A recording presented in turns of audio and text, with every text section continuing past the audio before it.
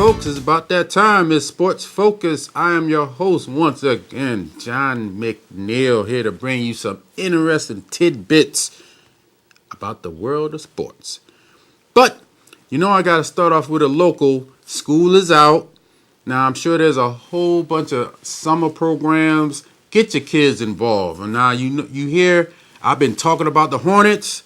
And that's football, but there's other sports. There's basketball, baseball.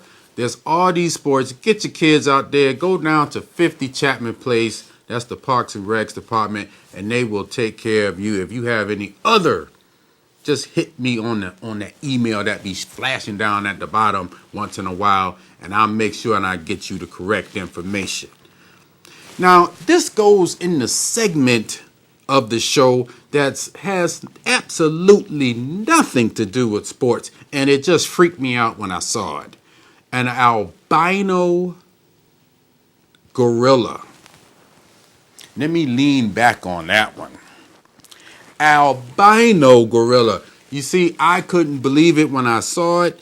I gotta say something about it. It was kind of freaky, and I watched the Geographic Channel, National Geographic, and all the animal stuff, and I've never seen a large albino gorilla.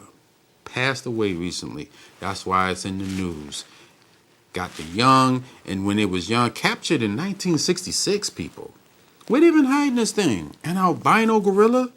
We used to the big old silverback. This one's all white with a pink face. Check it out. I can't believe it. I just had to get that out there because it was driving me nuts. All right. Now let's talk a little NBA right quick. Jason Kidd, y'all know him. Y'all love him. He's the new coach of the Brooklyn Nets. Let's see how that turns out. Player. He just retired this season. Now he's the coach. And very quickly. So you see, he got himself a job real quick.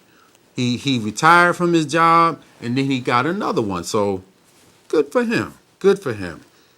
Now I have to switch it up. Now I have to hit the NFL because there's a lot of news that's floating around about the NFL now. There's a whole bunch of stuff, and let's get right to it. Now, I always say in the show, there's a little good and there's a little bad. Now, you know what? Let's start with the good this time. Snoop Dogg, that's right. Snoop Dogg has got himself a league, his own league, and it's called Snoop Youth Football League out there in California there. That's where he's from. But that's an awesome thing. And he basically, what he does, he tries to get the youth, and he called on all his sports buddies like DeMarcus Ware and Willie McGinnis and Richard Sherman. Even had the head coach there, Pete Carroll, helping out. So that was a good thing. And, all these athletes and these people of wealth, get out and help out the community where you're from. That's a beautiful thing, Snoop. I would like to meet up with you one day. You're a cool dude. That's the Snoop Youth Football League. And here's another thing I don't know if you knew. He shuts it down during this period when he's doing the football out there. So big shout out to Big Snoop over there on that one.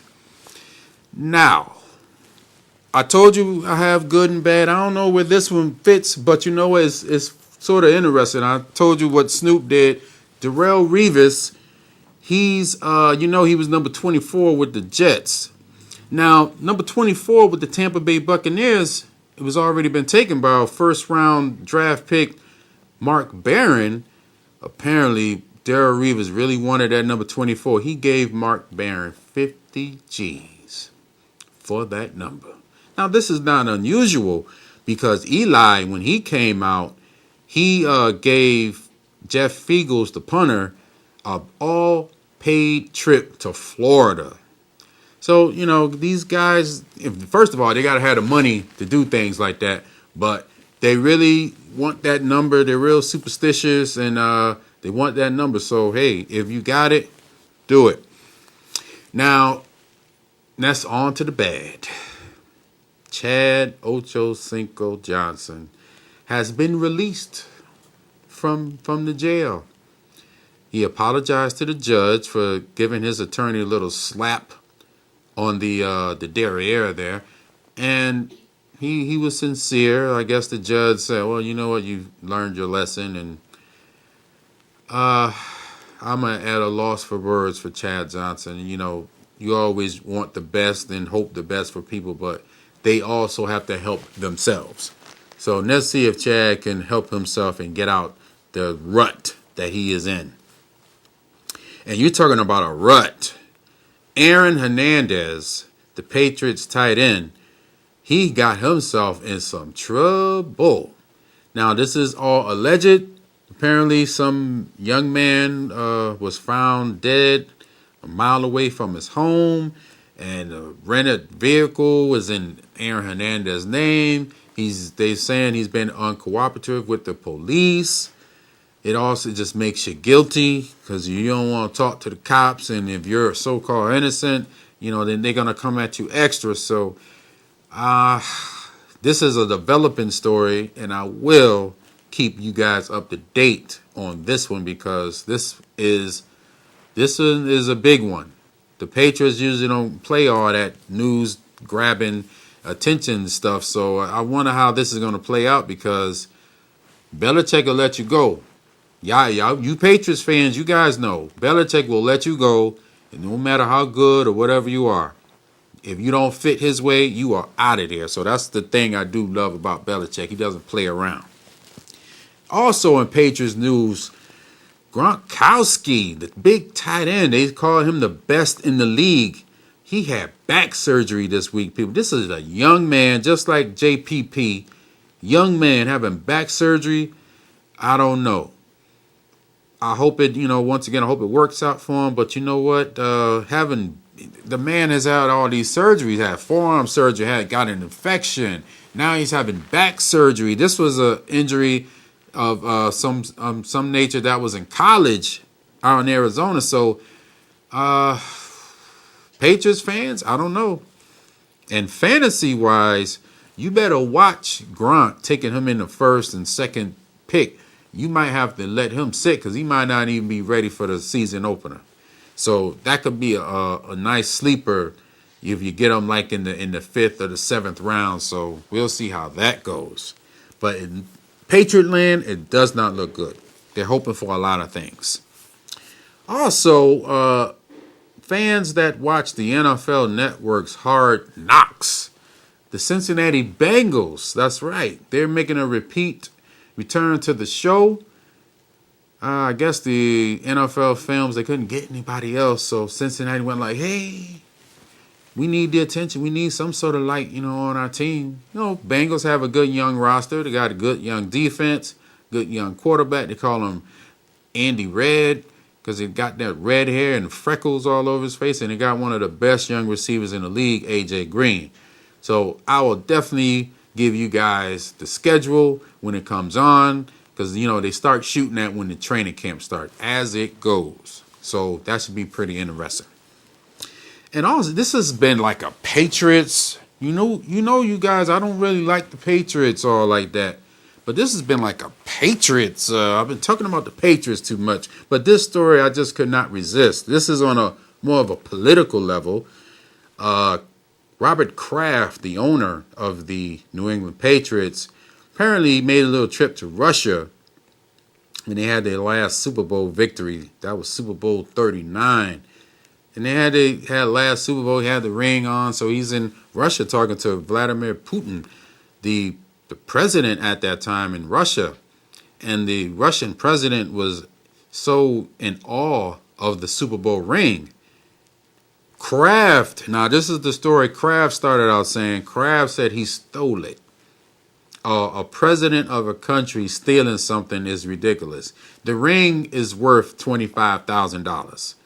It's not like Kraft could get another one, but I guess, that was the Super Bowl ring, and it's very sentimental. But at the time, George Bush and the White House, they just told Kraft to just, just say it was a gift. We don't want to start any trouble, with another country once again. So just leave it at that. Don't say nothing. And, basically to just keep it on the hush. I found it very interesting for the White House to just come to Kraft and just say it was a gift, so they don't want to cause any trouble with the Russian government. The ring now sits in the Kremlin library. So whether he took it or did Kraft give it to him, we're just hearing one side of the story. From the side that Kraft said, he said that he went to shake the president's hand and started looking at it, so he took it off and was like, hey, the guy took it, and he said 3 big KGB or security over there came to him and they surrounded him. So Kraft just put the hey and let him go. So you know what? Maybe in that situation, once you feel that heat that's coming on, you might just give up that ring too. And it happens to a lot of people in the streets. It's called getting jacked. And now it's time for Cowboy Talk.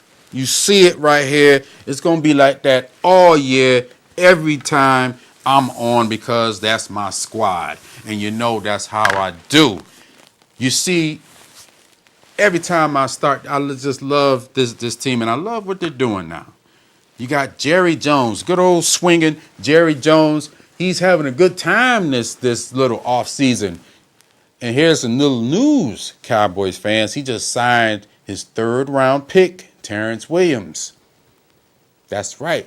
Very unusual for anybody that's why this is Sports Focus, because I get deep up in the sports, in the news. You got to get in the nooks and crannies. The Cowboys don't start signing these rookies until July. For some reason, they're signing them early.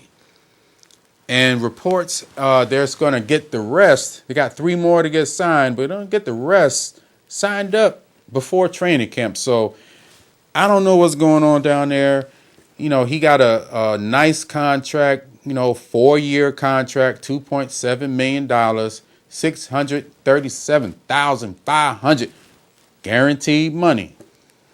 And you wonder why, it's such a little compared to, in past years. That's because of the rookie scale. They want to pay these guys pretty much all the same. You don't want to have an unproven product coming into the league and he's making more than your starting quarterback and things of that nature. So that's why this was the NFL and the Players Association. They got together and they said, look, we got to shut this down. So, hey. Good call by the Cowboys, signing up that young man and getting him under contract and getting him comfortable so he can be ready to rock and roll. Now, I'm going to end it on this story, which I found too interesting to pass up. Chris Christie, the governor of New Jersey. Now, that's the Jets and Giants and that whole Philadelphia area. He was asked by a schooler, elementary schooler, what is your favorite teams? He ran off I like the Mets and I like the Rangers and I like the Knicks and all that. And when it came to football, he didn't say the Giants. He didn't say the Jets. He didn't say the Eagles. He said the Dallas Cowboys.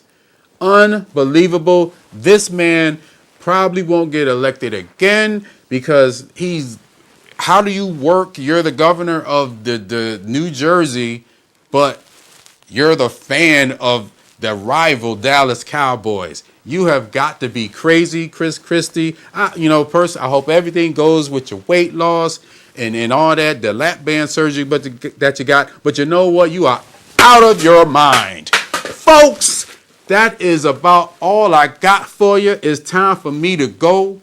And peace to the out. Boom.